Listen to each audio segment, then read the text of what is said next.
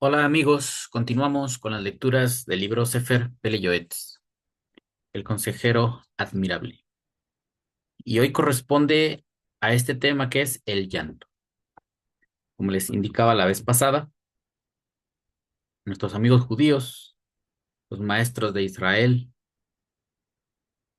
analizan con un punto de vista bíblico, desde los principios de la Torá, todo aquello que acontece al ser humano. Y en esta ocasión vamos a conocer el punto de vista, alguna enseñanza espiritual acerca del llanto. ¿Qué función tiene en nuestra vida? ¿Qué es lo que genera llorar ante determinadas circunstancias? Así que sin más, vamos a pasar a la lectura para ir analizando este tema.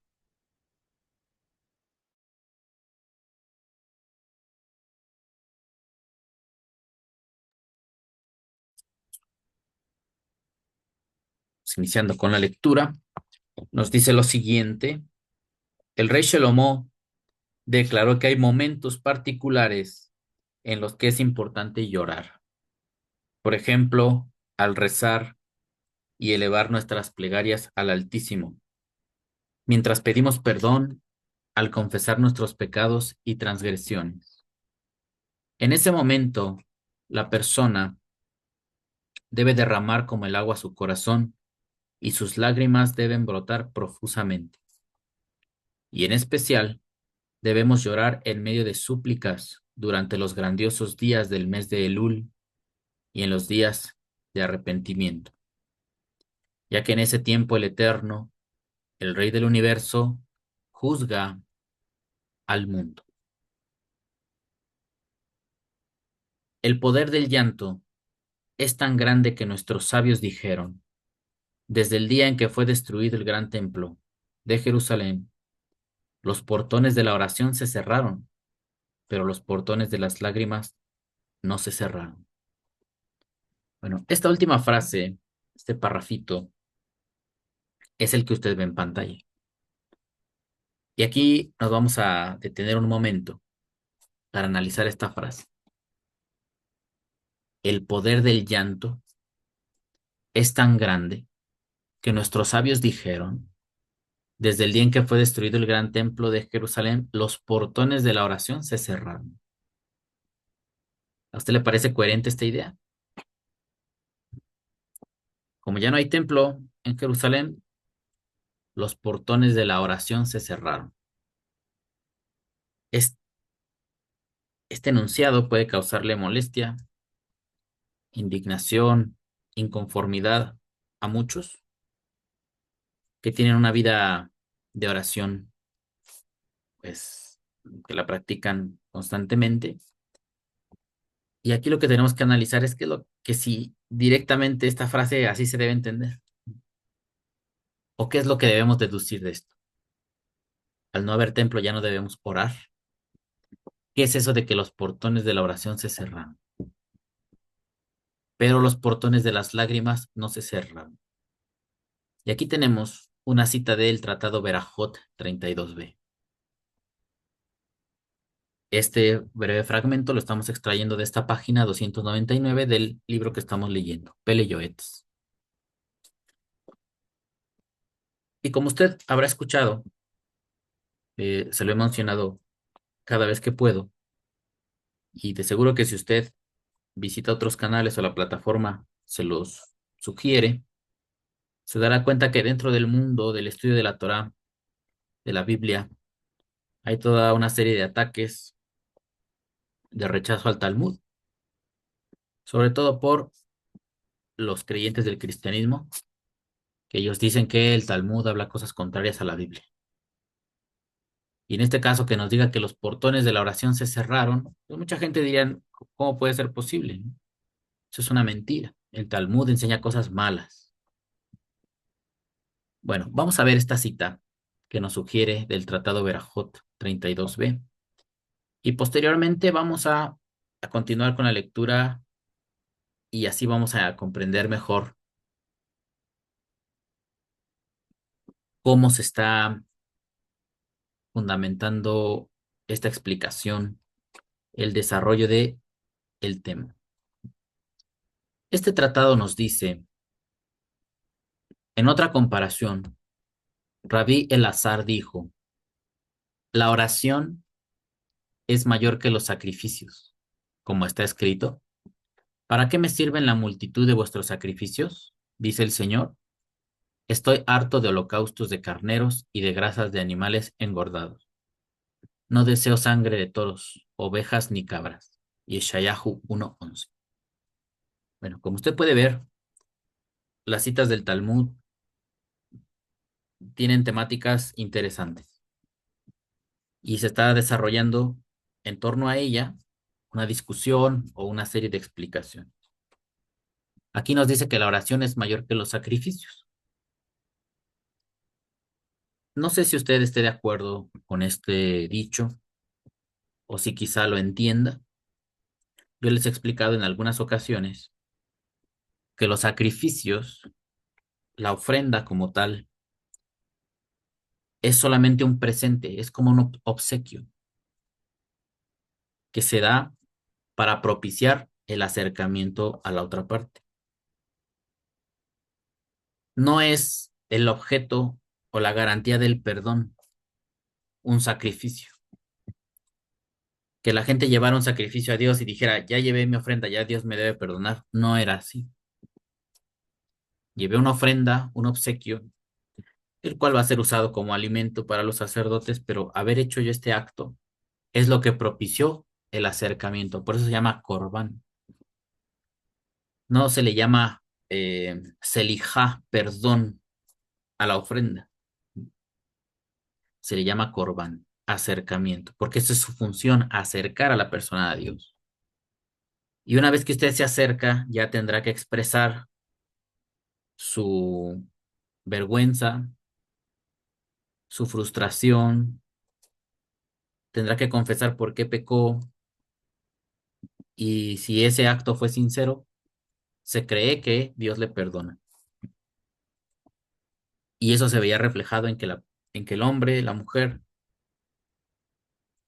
nuevamente restablecía su relación con Dios y le iba bien. Aprendió de su error, lo corrigió y ya no lo vuelve a cometer. Pero el sacrificio no es el perdón, que es lo que mucha gente piensa. Y como usted se imaginará, tenemos una religión que nos dice que el sacrificio de una persona es por el perdón de los pecados. Si siguiéramos los mismos lineamientos, el mismo significado de los elementos, tendríamos que decir que el sacrificio de esa persona, en caso de que sea correcto establecerlo así, porque en el judaísmo y los que estudiamos judaísmo no lo aceptamos, ¿sí?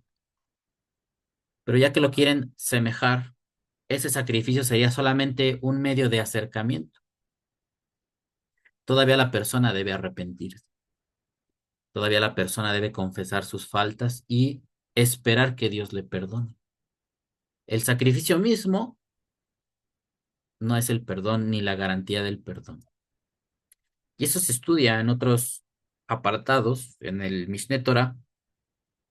Maimónides dice que una persona puede festejar, bueno, no festejar, conmemorar Yom Kippur, llevar a cabo el procedimiento, y si su arrepentimiento no es sincero, no sería perdonado. Aunque haga todo, aunque lleve el corbán, aunque participe del evento, si la persona no se ha arrepentido y no siente remordimientos por haber fallado, entonces no será perdonado.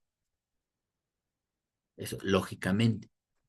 Pues para que usted se dé cuenta que incluso en el judaísmo hay esta distinción entre los elementos y llevar un presente, una ofrenda, un sacrificio no es garantía de nada. La conducta del hombre, de la mujer, debe corregirse. Y en el contexto de Isaías, Dios le preguntaba a los israelitas que para qué le llevaban ofrendas. si no eran con la intención correcta, si en realidad ni querían acercarse a Dios. Una persona que lleva ofrenda es aquella que quiere dejar atrás su camino equivocado. Pero llevar ofrendas y seguir haciendo lo malo, ¿eso de qué sirve? Es lo que estaría preguntando Isaías. Mucha gente piensa que cuando dice estas palabras, ¿para qué me sirven la multitud de vuestros sacrificios? Ellos dicen, ya está Dios aboliendo aquí los sacrificios. Y no. Y es a veces un poquito penoso que la gente que tiene su creencia en el Mesías, Jesús, te dicen, si desde la época de Isaías Dios ya no quería sacrificios, pues a mí me hace pensar o me lleva a pensar, si desde esa época ya no quería Dios sacrificios, ¿por qué va a querer ahora un sacrificio humano? ¿Por qué va a aceptar eso si desde aquellos tiempos ya no quería sacrificios? Bueno, todo esto sucede por malos entendidos, por una mala lectura y una incomprensión de los temas de la Torah. De que poco a poco nosotros vamos a aprovechar libros como este, temas como este del llanto, que seguro que usted ni se lo imaginaba, para ir afinando estos aspectos. Continuamos y dice, y varios versículos más adelante está escrito, cuando extendáis vuestras manos, yo esconderé de vosotros mis ojos, y aunque aumentéis vuestra oración, no os escucharé. Vuestras manos están llenas de sangre. Entonces contrastemos que dentro de este mismo capítulo de Isaías, lo que nos está hablando Berajot es que la oración es mayor que los sacrificios, pero incluso Isaías hace meditar sobre esto y dice, y aunque aumentéis vuestra oración, no os escucharé, vuestras manos están llenas de sangre. Pues habrá quien diga, nosotros ya no hacemos sacrificios. En el caso de la gente eh, cristiana, dice, ya no hacemos sacrificios, ya hicimos uno hace 2000 años. Ahora ya nada más nos dedicamos a la oración. Pero también Hashem pone, a través de los profetas, un rechazo a la oración. Si la conducta es equivocada, en este caso dice que las manos de ellos, aunque oraban, sus manos estaban llenas de sangre.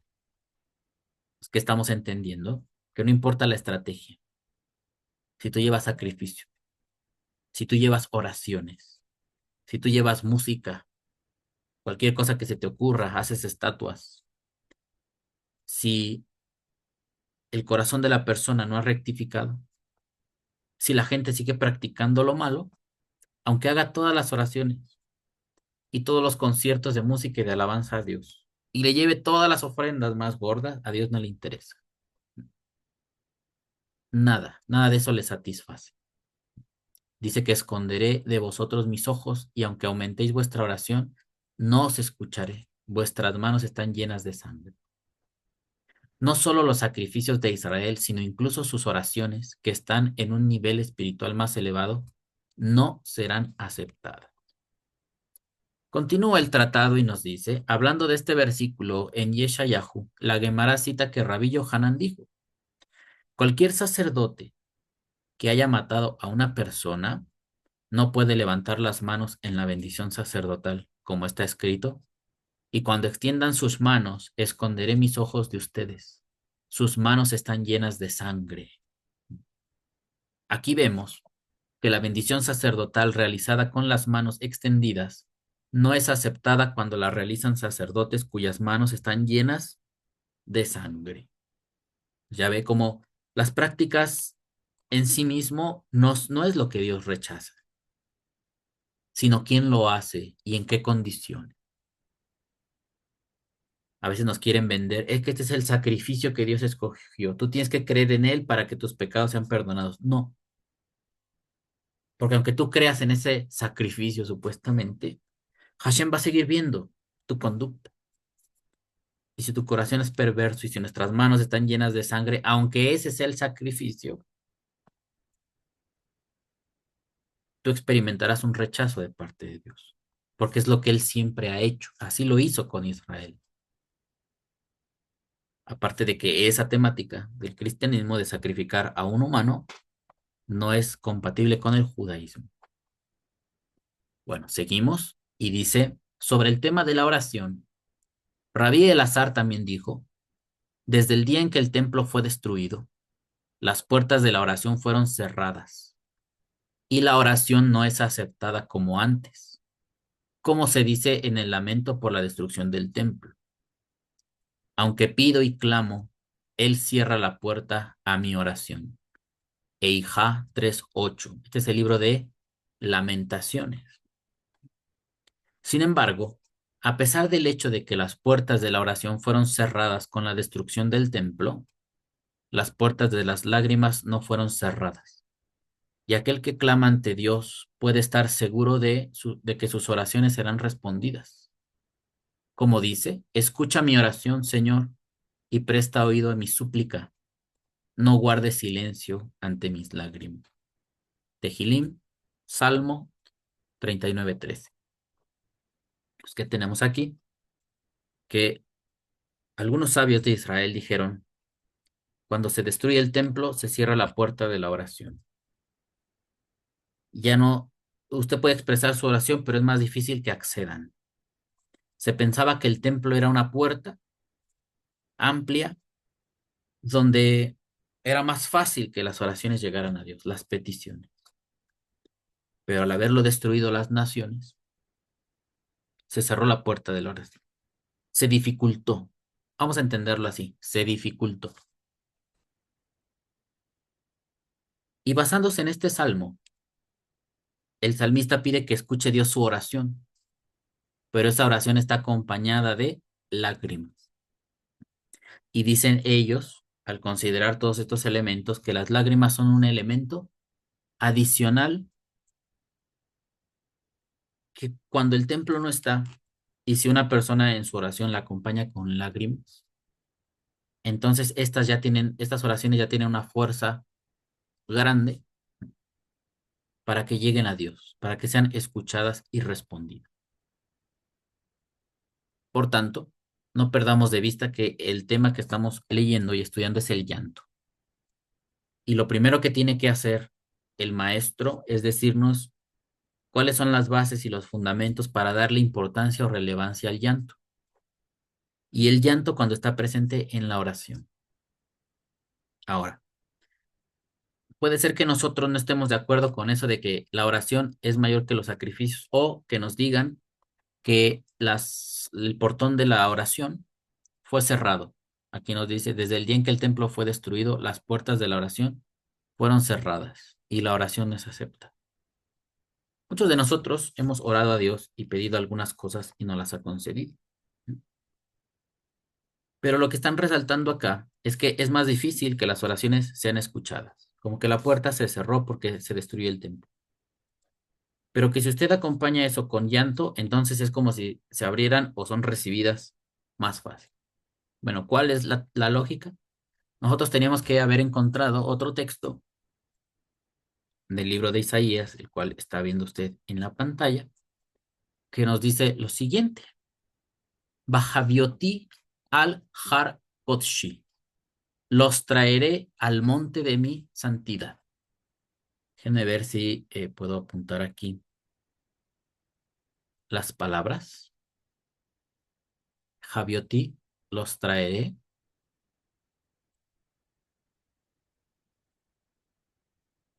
Traeré el a Har. Esto es como la palabra Har Sinai, ¿no? El monte Sinaí, pero aquí no dice que es el monte Sinaí, nada más dice al Har, que es el monte Kotshi, de la palabra Kadosh, que es monte santo. Ujú. Pero bueno, es el monte santo, pero esta letra Yud lo hace como eh, posesivo. Ujú.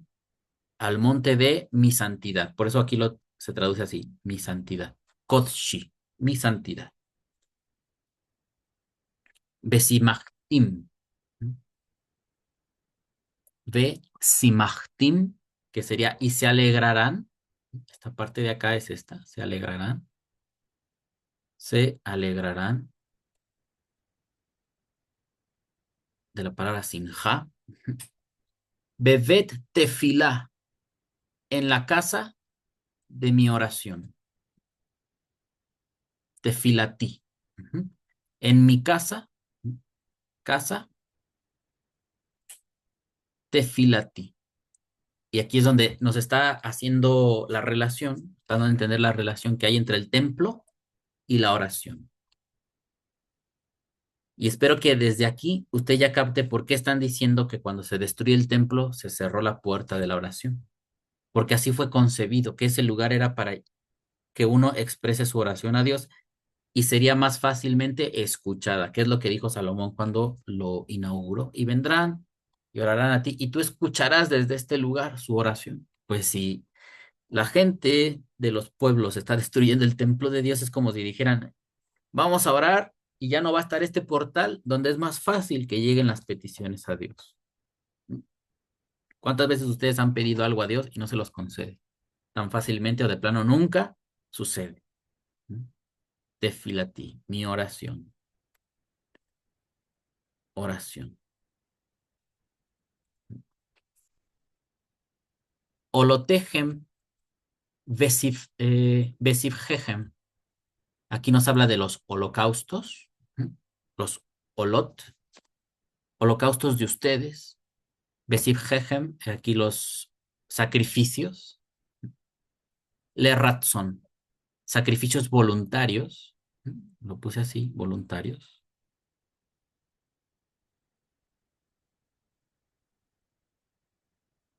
Al misbeji, estarán sobre el misbeach, sobre el altar.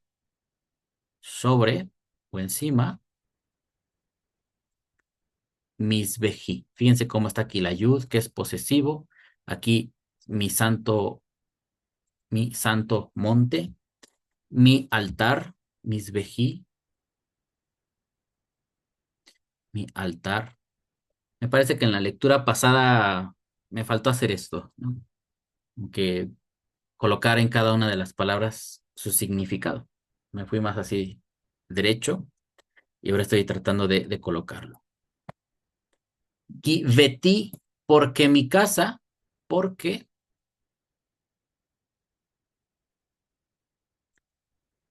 veití, mi casa, vet, casa, tefila. Tefila es la oración. ¿Qué significa orar?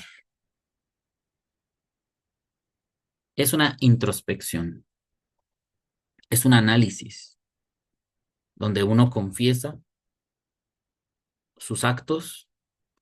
A través de la oración uno puede confesar sus faltas o puede analizar su situación y externar una petición a Dios. Esa es la tefila, la oración. Y como el templo está destruido, pues ellos, al tener este concepto de que el templo sirve para externar la oración a Dios y llegue pronto, pues es por eso que ellos dicen que cuando fue destruido el gran templo, las puertas de la oración fueron cerradas. Digo, porque de haberlo escuchado solamente el Talmud, habrían dicho, ¿qué blasfemia están diciendo estos? Como acostumbra siempre los detractores del Talmud, a estar criticando lo que no saben y decir que enseña puras herejías. Bueno, porque los judíos creían eso y está nada más y nada menos que en el libro de Isaías escrito eso. Entonces, esta es una casa de oración. Dice, porque mi altar, bueno, van a traer sus sacrificios voluntariamente sobre mi altar, porque mi casa, casa de oración, Yicaré, será llamada, ¿no? Se llamará, se nombrará Lejol, para todos,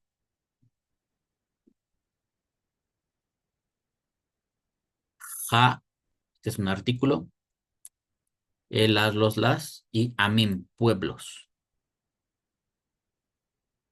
pueblos.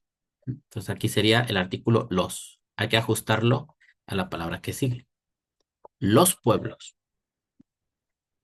Pues de este modo, ya no nos va a parecer extraño que nos digan, desde el día en que fue destruido el gran templo de Jerusalén, los portones de la oración se cerraron. Esta es la lógica para desarrollar el tema del llanto. ¿Cómo se llama o cómo se pronuncia esta palabra? Creo que ni siquiera la he dicho. Es vejilla. Vamos a ponerlo aquí. Vejilla. Y se escribe Bet con Sheva. Aquí lleva un dagesh. Letra Kaf. Hirek. Letra Yud con una Kametz. También lleva dagesh. Y luego una Hei. Ahí está. Vejilla. El llanto. Habiendo reunido esta información, considero que a usted ya le va a quedar claro el desarrollo, el resto del tema. Vamos a continuar con la lectura. Nuestros sabios explicaron en el Zohar que el versículo que dice, y ella abrió, la hija del faraón, abrió la cesta y vio al niño, y he aquí un joven lloraba, hace alusión al pueblo de Israel, que es comparado a un joven, como dice el versículo, porque Israel es como un joven y lo amé. Y luego el versículo citado dice que inmediatamente después que él lloró, ella se apiadó de él. Continúa estableciendo las bases para su enseñanza y nos dice, ya ven, el llanto tiene una utilidad. No es lo mismo que a usted, como padre de familia, venga su hijo y le pida a papá, ¿me compras algo? A que venga y le pida eso mismo, pero llorando. Usted se conmueve, usted se duele de su hijo al verlo llorar. Y así nos pasa a todos. Si vemos a alguien en la calle y nos pide de comer, pero está llorando, es más fácil que nos convenza. Entonces, hacia ese punto va señalando la enseñanza. En el caso de Moshe, dice que cuando la hija del faraón lo vio llorar, bueno, vio al niño ahí, lo recogió y cuando él lloró, eso causó que se apiadara de él. Los alumnos de Larizal escribieron que la oración la mañana, o la oración de la mañana, Shaharit, debe rezarse con alegría, y la oración de la noche, Arbit, debe ir acompañada de lágrimas. Y un indicio de esto encontramos en el versículo que dice, por la noche se dormirá con el llanto, mas en la mañana habrá regocijo. Esta es una cita del Salmo 36. Seguimos. No obstante, en esta generación huérfana de llanto, perdón, no obstante, en esta generación huérfana de virtudes, ojalá que rezáramos todas nuestras oraciones con llanto. Y si bien está escrito que tenemos que servir a Dios con alegría y regocijo por todo el bien del cual disfrutamos, ello no excluye el llanto a la hora de dirigirnos a Él. Es decir, por un lado debemos sentir en nuestro corazón alegría por tener el mérito de servir a Dios y provocar satisfacción ante su trono de gloria, pues no hay regocijo mayor que este. Y por otro lado debemos sentir amargura, porque en realidad no sabemos servir a Dios como corresponde. Y en particular, debemos hacer esto al prestar atención a las palabras del rezo. Por ejemplo, al decir, y otórganos inteligencia, entendimiento y sabiduría. Recordemos nuestra insignificancia en comparación con el Rey del universo. Al decir, haznos retornar, Padre nuestro, recordamos cuán lejos nos encontramos de Dios. Al decir, perdónanos, Padre nuestro, pues hemos pecado, recordamos nuestras faltas y sintámonos acongojados por haber pecado contra el Rey elevado y altísimo, temible e imponente. Y así, deberemos pensar en todas nuestras oraciones y bendiciones, pues sólo de esta forma podremos despertar un llanto sincero y un estremecimiento del alma, y así podremos rezar con súplicas y depositar nuestra confianza en la gran misericordia divina. ¿Cuántas veces nos ha pasado, o quizá nos esté sucediendo, que nuestra oración ya es mecánica, que nuestra oración ya es siempre decir lo mismo y en realidad no estamos ni siquiera analizando las palabras que vamos a decir, no las estamos pensando, no las estamos adaptando al momento específico, sino que siempre oramos lo mismo, de la misma manera. Y a veces hasta rápido porque ya tengo que comer, o rápido porque ya me quiero dormir, o rápido porque ya me tengo que ir a otro lugar a hacer otras cosas, sin darle la importancia. Lo que él dice es que cuando hacemos la oración y nos concentramos y vayamos profundizando en su significado, es probable que nos cause el llanto. Y esas oraciones son más fácil escuchadas por Dios, porque estaríamos deduciendo que lo conmueven a Él, esta capacidad de llorar que nos concedió a los seres humanos. Tiene una utilidad. ¿Y qué pasa cuando en la sociedad nos dicen que no hay que llorar? Que en el caso de los hombres, que solamente los afeminados son llorones. Y nos enseñan a ser muy fuertes. Pero va a pasar algo. Cuando nosotros vayamos creciendo en espiritualidad, no es que se nos va a quitar la fuerza, el carácter duro, pero también vamos a adquirir esa capacidad de conmovernos que quizá antes no teníamos. Y esto que les digo, algunos de ustedes lo van a entender si ya lo están viviendo. Si antes usted tenía un carácter fuerte y nunca lloraba, ahora cuando estudia la Torah y se va nutriendo de espiritualidad, su alma se vuelve más sensible. Y en momentos adecuados las lágrimas surgen, sin siquiera provocarlo, por cosas que vemos u oímos. Bueno, hacia eso apunta este tema. Vamos a continuar. También al confesar nuestros pecados, debemos hacerlo con llanto y lamento sincero, interno y externo, como escribiremos más adelante en el capítulo La Confesión. Y también al recitar el Tikkun Hatzot y especialmente en Tisha B'Av, el hombre debe incrementar el llanto y el sollozo. Esto habla del el Tisha B'Av, es el 9 de Av, ¿no? El día que fue destruido el templo, precisamente. Fíjense que mucha gente, bueno, me ha tocado oír a lo largo de los años, que se alegran por su religión, por lo que le enseñan, que se haya destruido el templo. Pero siguiendo la lógica, como el versículo que usted ve en la pantalla, era una puerta de acceso a la oración. Quizá la desperdiciaron los judíos, ¿no? Eso lo tendríamos que deducir de acuerdo a los profetas, porque en lugar de aprovechar, pues seguían pecando, idolatraban y hacían lo malo. Fue destruido una vez, se reconstruyó, y en el primer siglo fue destruido por segunda vez. Se cerró otra vez la puerta de la oración. El ser humano puede seguir orando, pero cuesta trabajo que la oración ahora la escuche Dios, de acuerdo a esta lógica.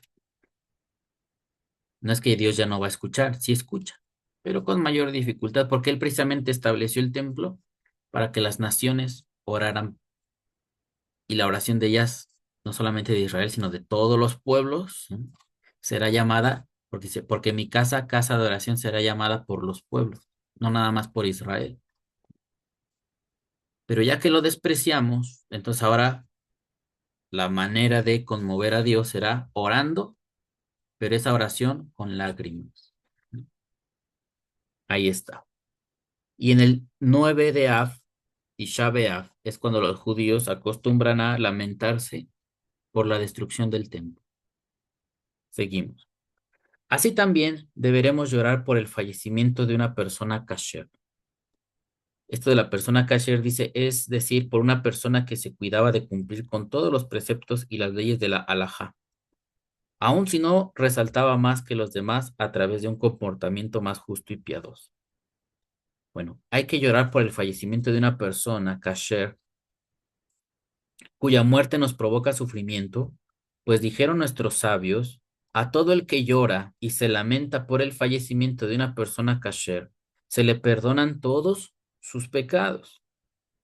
Y también dijeron nuestros sabios que todas las lágrimas que un hombre derrama en honor a Dios, como en este caso u otros similares, son muy preciadas delante de Él, tanto que las cuenta y las guarda en sus tesoros. Por eso el hombre se debe esforzar para tratar de llorar en los momentos pertinentes para ello. ¿Seguimos? En verdad que nosotros no podemos guardar las lágrimas entre nuestras ropas a fin de sacarlas cuando deseemos. Y muchas veces no podemos sacar ni siquiera una lágrima. En ciertas ocasiones todos quisiéramos ser capaces de dominar nuestras lágrimas y llorar día y noche. Pero, ¿qué podemos hacer si las puertas de nuestros ojos están cerradas herméticamente? Sin embargo, debemos saber que esto se debe a nuestra pequeñez y nuestra escasa sabiduría, pues no comprendemos todo lo que perdimos y aún no hemos purificado nuestra alma. Nuestros pecados bloquean nuestra percepción, oscurecen nuestra visión y el alma que llevamos dentro ya no puede percibir ni sentir todo el mal dentro del cual nos encontramos y nos movemos. Esa es la razón por la cual nuestros ojos no pueden derramar lágrimas en abundancia en ciertas ocasiones. A diferencia de como cuando una persona llora naturalmente cuando está frente a su pariente que acaba de fallecer, o cuando pierde toda su fortuna, y en otras situaciones por el estilo. Mas el hombre puro es capaz de ver más allá de sus sentidos, y su alma percibe, y entonces sus lágrimas fluyen con facilidad. Vean, aquí ya se movió a otro aspecto, que es el del alma. Y con este párrafo nos está diciendo que el llanto está conectado con el alma, con la sensibilidad. De tal suerte que cuando uno tiene capas, él dice, de pecado o de una simpleza que no nos permite captar la realidad profundamente, es que el alma no se conmueve. El llanto es el reflejo de que el alma está sufriendo, la persona está sufriendo por dentro. Y cuando una persona llora, sabemos que algo grave le está pasando, algo importante. Y no siempre tiene que ser algo malo. También lloramos de felicidad. Cuando nos pasan cosas muy alegres, muy profundas, que nos conmueven, no tienen que ser negativas, también surge las lágrimas. Nos dice acá, mas el hombre puro es capaz de ver más allá de sus sentidos y su alma percibe, y entonces sus lágrimas fluyen con facilidad. No obstante, aunque no gocemos de la pureza necesaria, debemos saber que el hombre tiene en sus manos el poder de provocarse el llanto, y debemos hacer todo lo que esté a nuestro alcance para que surja el llanto. Para eso, procuraremos pensar mucho en cosas que nos despiertan el llanto, y así fluirán de nuestros ojos esas valiosas lágrimas. Dado el gran valor de las lágrimas, tenemos que esforzarnos para que éstas fluyan en los momentos apropiados. Y si no logramos de ningún modo sacar incluso una sola lágrima, por lo menos debemos rezar con voz lastimosa, como si fuera de llanto, pues esta también es muy preciada por Dios y tiene el poder de alejar a los acusadores, como está escrito, apártense de mí todos los que obran iniquidad, pues el Eterno ha escuchado la voz de mi llanto. Esto es un salmo, el 6, Salmo 6, verso 9. Mas solo podremos hacer esto cuando estemos a solas, pues de esta manera nadie se burlará de nosotros ni interpretará nuestro comportamiento como un acto de arrogancia. No obstante, todo depende de la persona, el lugar y el momento. Hay momentos en que corresponde llorar y lamentarse en voz alta para despertar el llanto del pueblo.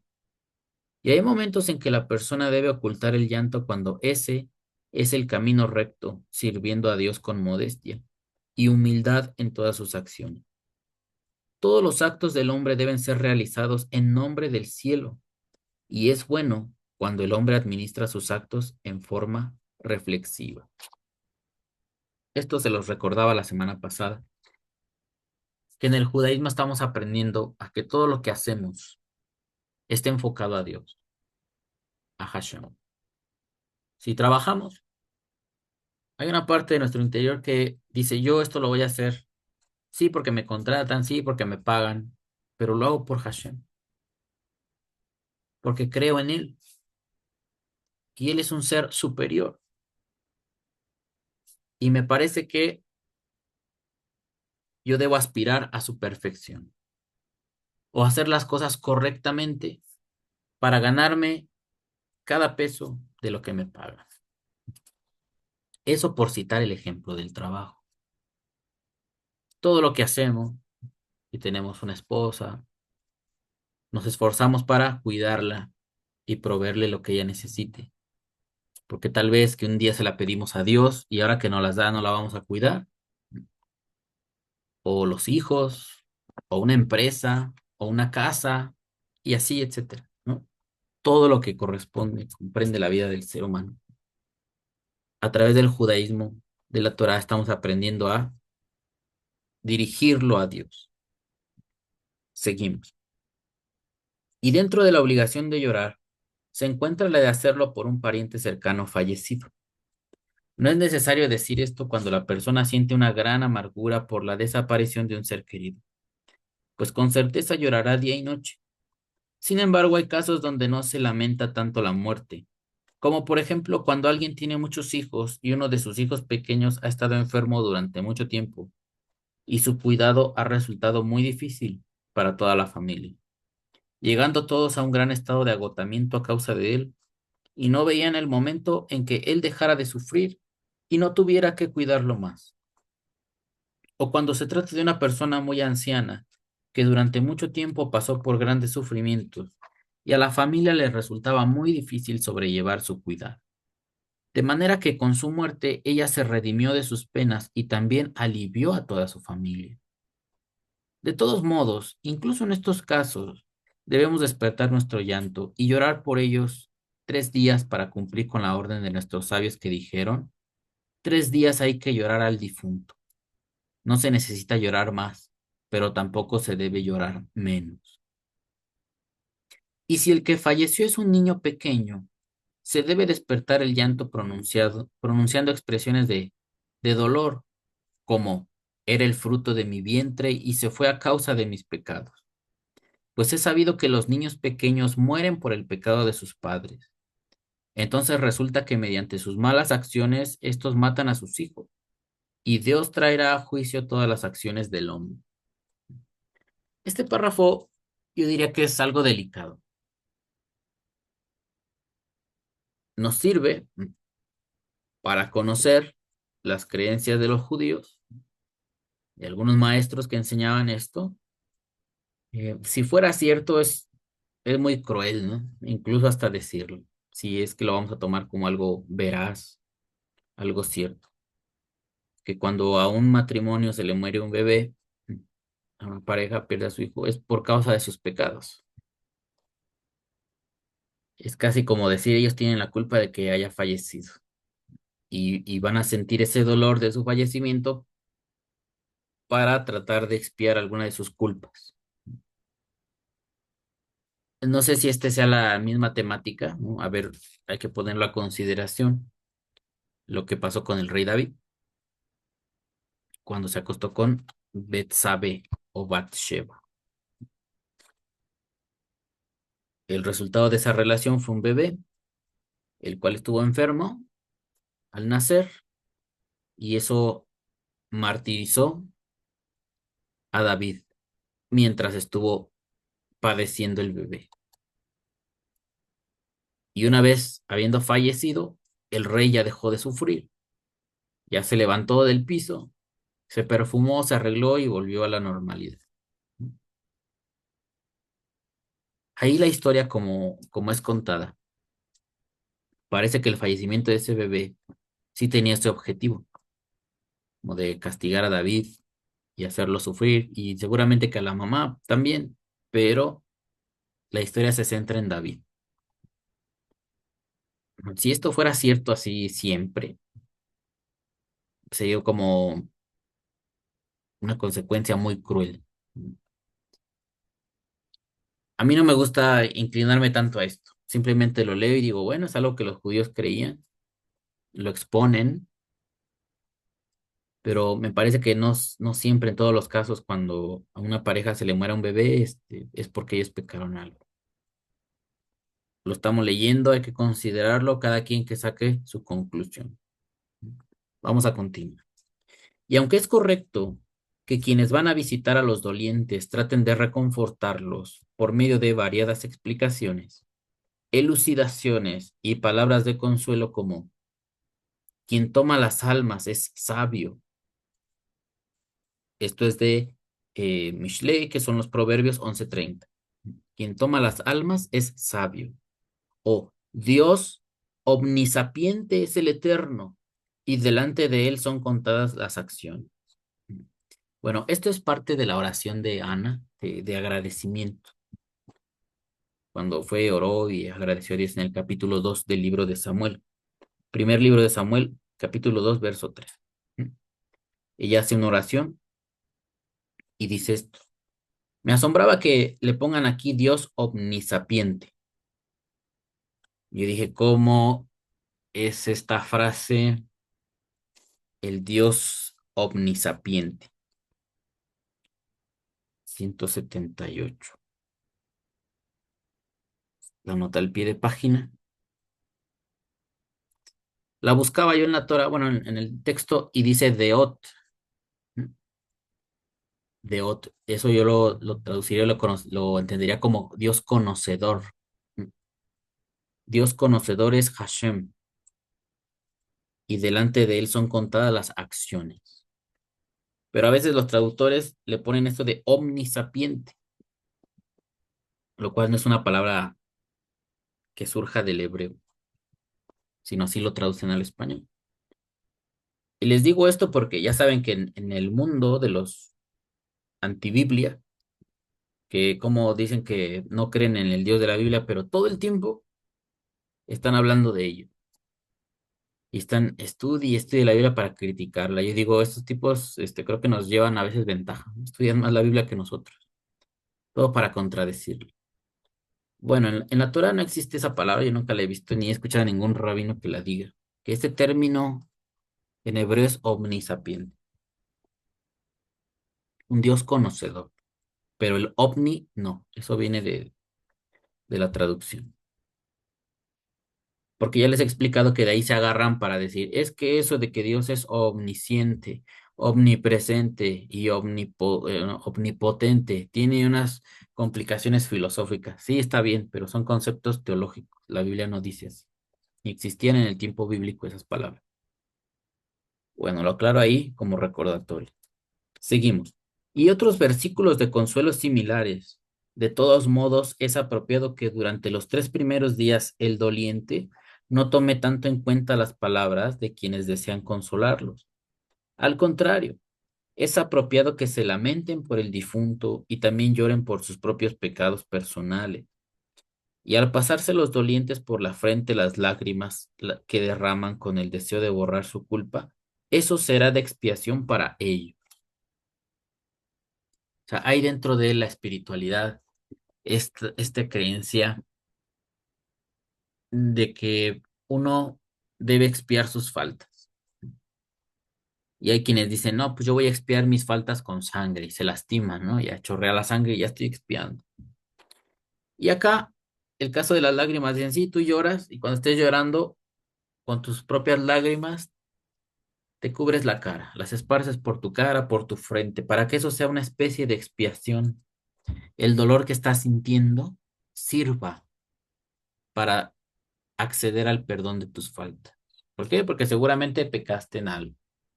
Y este dolor que te está viniendo no es por casualidad. Entonces lo estás asimilando, lo estás comprendiendo. Eso te genera un llanto, entonces estás accediendo a la expiación, a hacer cubiertas tus faltas. Ellos deben pensar que si hubiesen tenido suficientes méritos y no hubiesen tenido pecados, no estarían atravesando semejante desgracia. Pues está escrito, el actuar del Eterno es íntegro, y esto significa que Dios no actúa como lo hace el ser humano. Entre los seres humanos, si una persona comete un delito por el cual amerita la pena de muerte, Los jueces no decidirán apiadarse de él con tal de no causar sufrimiento a sus padres, hermanos y parientes que son inocentes, sino que lo castigarán con todo el rigor de la ley. Mas el santo bendito sea no se comporta de esta manera, pues él no le trae a nadie un sufrimiento que no merece. Nadie muere a menos que personalmente lo merezca, y también sus padres merezcan experimentar el sufrimiento de su muerte, y su esposa merezca experimentar el sufrimiento de su muerte, y sus hermanos merezcan experimentar el sufrimiento de su muerte, y el resto de sus familiares, conocidos y amigos merezcan experimentar el sufrimiento de su muerte. Solo entonces Dios tomará la vida de quien merece la muerte, y cada uno de los que se quedan con vida recibe exactamente la parte de sufrimiento que le corresponde con la absoluta precisión. Bueno, hay cosas del judaísmo que nos son más difíciles comprender o aceptar. ¿Mm? Esto aquí me parece un punto de vista ya tipo cabalístico, de una persona fallece y Hashem lo permite o Hashem lo provocó porque toda la gente que está conectada con esa persona era el momento justo para que al saber de su fallecimiento sufran esa pérdida. No falleció fortuitamente, no falleció por equivocación, sino en el momento adecuado para causarle dolor a las personas que lo merecen. Son análisis un poco fuertes. Incluso esto me trae a la memoria un pasaje del Nuevo Testamento, donde fueron a preguntarle a Jesús que determinadas personas habían fallecido me parece que se cayó una torre, ¿no? Y habían fallecido. O también le decían, este hombre tiene tal cosa, ¿no? O le pasó tal cosa. ¿Quién pecó? ¿Él o sus padres? Para que le pase esto. Y ahí Jesús esquiva y dice, no es que pecó él o sus padres, sino esto es para que la gloria de Dios se manifieste. Ahí tenemos una respuesta más neutral, como para no estar poniendo el dedo acusador de, a ver, si yo fallezco, a través de estos razonamientos dirían, pues es que mi esposa se lo merecía, ¿no? Tenía que sufrir, de seguro ya pecó en algo y con mi fallecimiento ya va a sufrir para expiar esos culpas o pecados que trae ahí. Pero como también me quieren mis padres y mis hermanos, pues también ellos tienen cosas que pagar y lo van a hacer a través del dolor que les va a dar que yo fallezca. Bueno, ante esas preguntas o dilemas de la vida, hay quienes razonan así. O hay como les citaba ahorita a Jesús, a Yeshua, que él dice, no, no es nada de eso. Es para que la gloria de Dios se manifieste. Seguimos. Por esta razón, corresponde que la persona llore por cualquier pariente que falleció. ¿De qué se puede quejar la persona que vive si la causa es el hombre con sus pecados? Y escribiremos más sobre esto en el capítulo El Consuelo. Seguimos. Y la obligación de llorar y enlutarse rige incluso cuando el fallecido era alguien muy anciano, y no se debe decir que él ya vivió su vida y completó sus años, pues quizá le quedaban más días o años de vida y el pecado ocasionó que muriera antes de tiempo. Además, con su partida, también hay sufrimiento en el cielo, pues la muerte de cada judío es importante ante Dios, como dijeron nuestros sabios en referencia al versículo, y caerán muchos de ellos. Este es en el texto de Shemot 19:21. Esto lo leímos apenas, para Shad y Tro, cuando le decía Dios a Moshe, cuida que nadie se acerque al monte, porque ya había dicho yo que el que se acerque va a fallecer. Están citando esto para mostrar que a Dios le importa la vida de las personas y no quiere matar a nadie. Pero dadas nuestras culpas, fallas, errores, descuidos, es que atraemos la muerte. Hay ocasiones en que surgen accidentes y la gente fallece. Accidentes carreteros, accidentes en el trabajo, porque luego la gente no toma precauciones o el descuido de alguien mata a una segunda persona. Ahí no podríamos decir tan fácilmente que siempre el pensamiento cabalístico va a decir, no, es que sí había algo, una sentencia por ahí que lo detonó, no, es que pues tú no eres consciente de ello. Y precisamente porque no somos conscientes de todo eso, no nos sentimos algunos, no nos sentimos también en decir, bueno, ya falleció esta persona, pues porque lo merecía la gente que lo rodea, tenían que sufrir. Preferimos solamente lamentar la muerte, nos hace reflexionar que un día nos va a suceder y disfrutar la vida también, lo mejor posible, no desperdiciarla peleando o destruyendo la vida de alguien, sino luchando para ser feliz y no estorbar a nadie. Seguimos y nos dice aquí, y especialmente si se trata de la muerte prematura de alguien kasher. En este caso, deberemos pensar que quizá murió antes de tiempo a causa de los pecados de la generación. Y el sufrimiento que hay en el cielo a causa de ello es muy grande, pues la divinidad se lamenta por la muerte de los malvados y con más razón por la muerte de los justos. Pues si el que murió era justo, el justo del mundo perdió a alguien que provocaba satisfacción ante su trono de gloria.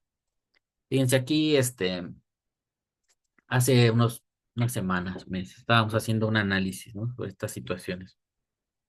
Y luego estudiando el texto de Éxodo, lo de la Pascua, eh, estos temas recurrentes que, queramos o no, nos remiten otra vez al cristianismo. Yo le decía a los hermanos, a ver, nuestros amigos cristianos nos predican, incluso ya saben que nos retiramos de ahí, pero luego nos predican. Es que debes regresar a la fe, es que usted está mal, si usted es judaizante, usted está en perdición, ya saben, todo lo que nos dice. Y yo digo, a ver, ellos dicen, de acuerdo a estos textos,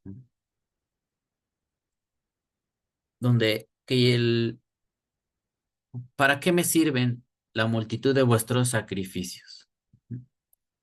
Citan mucho a Isaías, es de sus textos favoritos, para decirnos que a Dios no le gustan los sacrificios, que por eso quitó el sacerdocio de los levitas, que porque Dios aborrece los sacrificios. Entonces la pregunta inmediata es, ¿y usted qué, cuál es su mensaje? Está bien, eso de la Torá y profetas, todo eso, Dios lo aborrece. ¿Y usted cuál es su tema? ¿Qué quiere que yo crea? Ah, que hubo un hombre que se sacrificó por mí.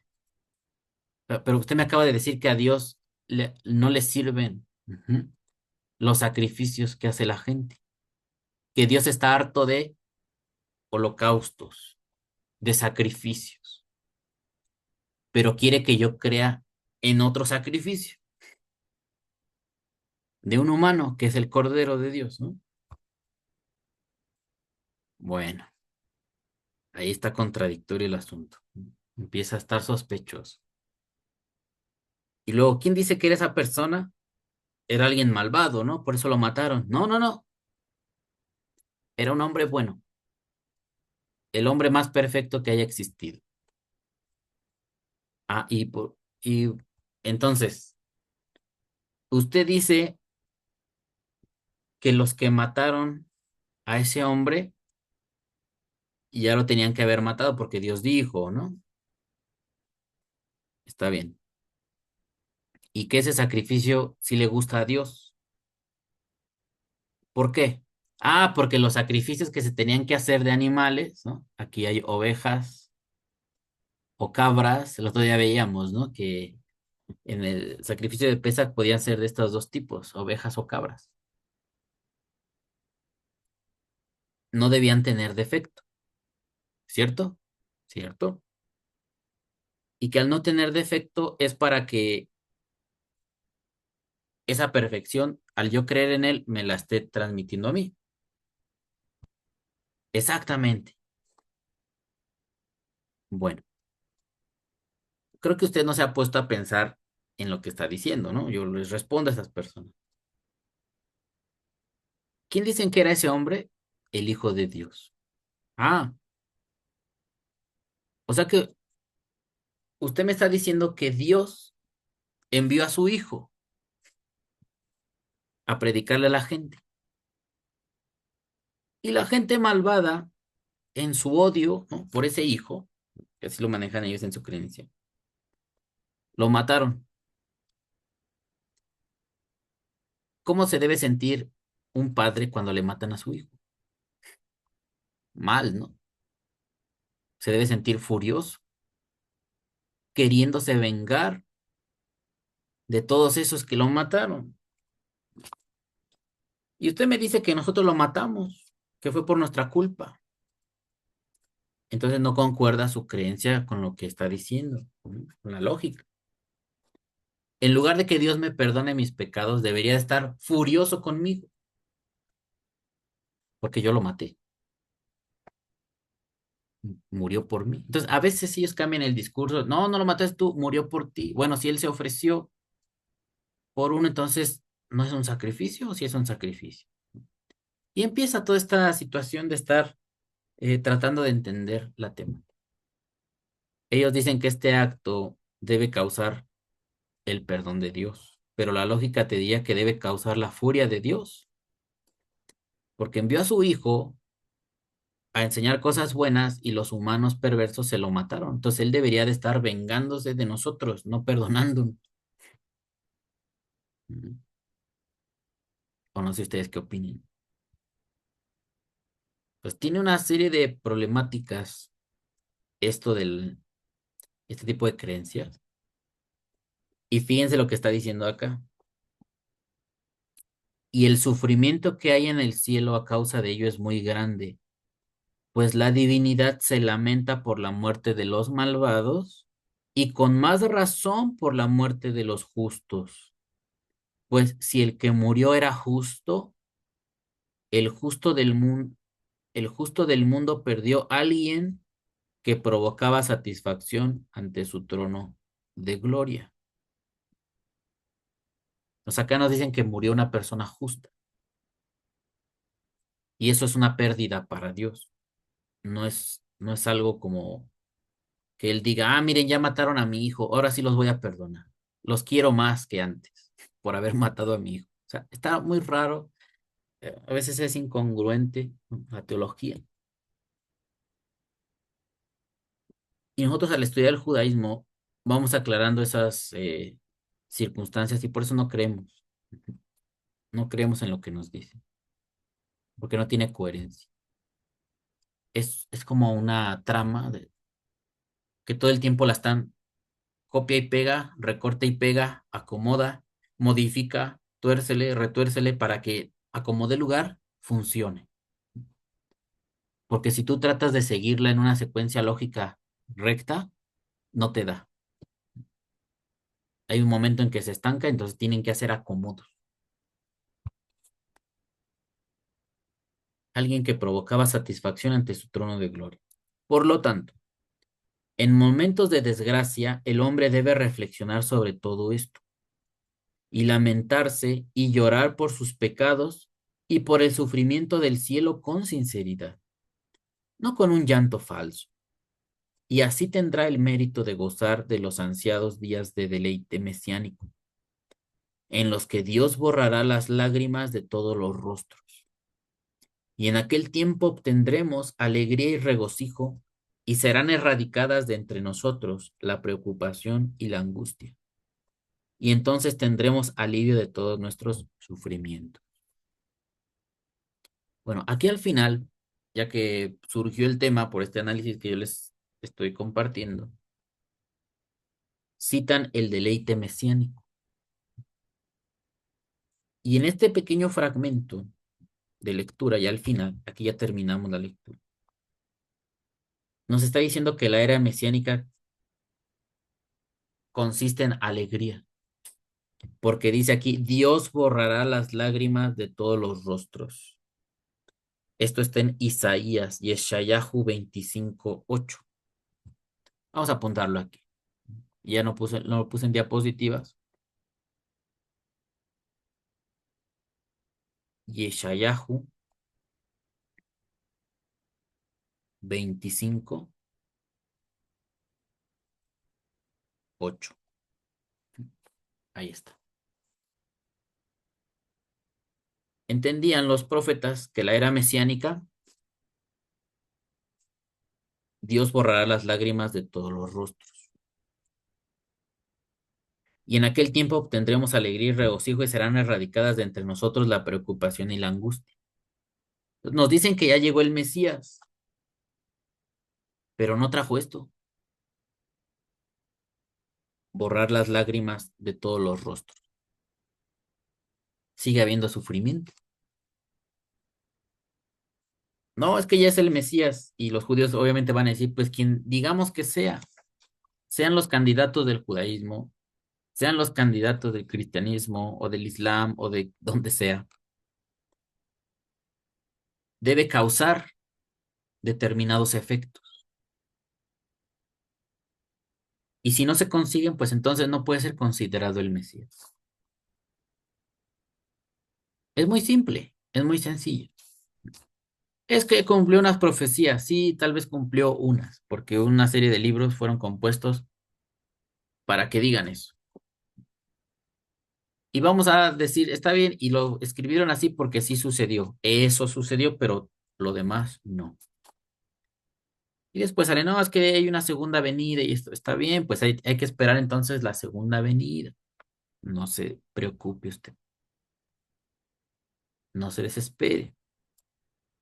Vamos a continuar estudiando la Torah, acercándonos a Dios, aprendiendo espiritualidad para practicarla. Y tal vez nos toque vivir la era mesiánica, no sabemos, o le tocará a otros. Y que esto no sea motivo de pelea. Hay razones para negar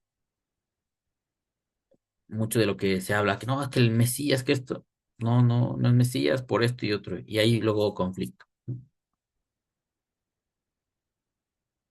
Para nosotros es muy importante estudiar, escuchar, analizar y tomar una decisión. Para mi gusto, una decisión personal, no que me digan lo que yo debo creer, ni seguir a las masas, o que me estén insistiendo y persiguiendo para que yo me adopte su creencia. ¿Que acaso no tendremos la inteligencia suficiente para comprender habiendo estudiado debidamente?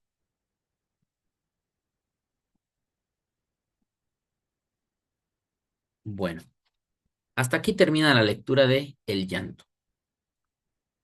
Ya saben, la idea principal, desde el día en que fue destruido el gran templo de Jerusalén, los portones de la oración se cerraron, pero los portones de las lágrimas no se cerraron.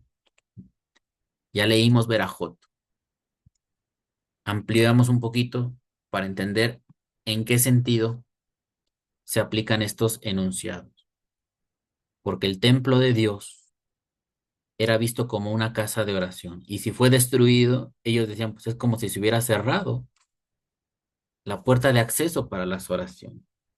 Hay que seguir orando, sí. Los judíos practican la oración, sí, el rezo. Pero observaron que el llanto lleva las oraciones a Dios como las llevaba el templo. Ahora es más difícil que nos escuche, siguiendo la temática de los profetas. Nada más. Usted siga orando y de seguro que incluso sin llorar, Hashem le ha concedido algunos de los deseos de su corazón. Pero habrá otros que no. Tal vez si a usted le mortifica determinada situación, como Ana, la mamá de Samuel, que quería tener un bebé, y lloró delante de Dios y pidió. Tal vez eso, incluso teniendo un Mishkan, todavía no estaba el templo, pero había un Mishkan que construyó Moshe. Al llorar la mujer, eso causó que Dios oyera y al tiempo que se gesta la vida, ella tuvo un bebé y fue un gran profeta. Entonces, incluso con el ejemplo de esa mujer, podemos ver que las lágrimas, una característica que Dios le da al ser humano, ¿qué utilidad tienen? En el sentido espiritual podríamos darle ese, ¿no? De acuerdo a los relatos bíblicos y a lo que ya leímos aquí. Permiten que una oración, si está acompañada de ese sentimiento, de ese dolor, de esa sensibilidad del alma, Dios la atienda más rápido, porque está haciendo sufrir a alguna de sus criaturas y Él atiende esos llantos. Bueno, hasta aquí lo vamos a dejar, amigos. Gracias por su atención. Espero que estas lecturas de Musar, ¿no? Como se le llaman, de ética judía, estén ayudando a construir una espiritualidad mejor en nuestras vidas, que nos estén ayudando a comprender más algunos textos bíblicos. Otros van a ser difíciles, ¿no? Como esto de quién es la culpa que fallezca una persona, eso todavía está complicado. Si usted ya lo puede comprender, qué bueno. Y si esa parte de la lectura le causó algo de molestia, algo de inconformidad, no se detenga por ello. Salte ese tema, ese aspecto, vamos a ponerlo con signo de interrogación por el momento, en lo que seguimos estudiando. Y Dios nos da más capacidad para comprender las palabras de Él y las de los rabinos. No seamos como los que atacan la tradición judía desde su ignorancia, porque no conocen, no saben por qué se dijeron las cosas. Bueno, amigos, gracias por su atención. Cuídense mucho. Que Hashem los bendiga y sigamos siendo libres para estudiar la Torah. Hasta pronto.